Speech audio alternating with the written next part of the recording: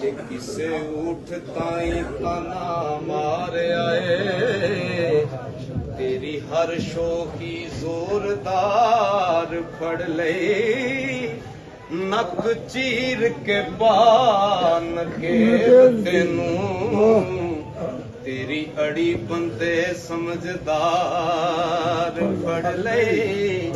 जिस वेले ताना सुनिया ना उठ रहे उठ कहंदा उठ आखिया तू नहीं रमज जानी मस्त हो मैं मस्त रफ्तार फड़ ले ओ बाडा नत सरदार ते की होया करे साइया मेरी हाड़ फड़ रही है सुभान अल्लाह।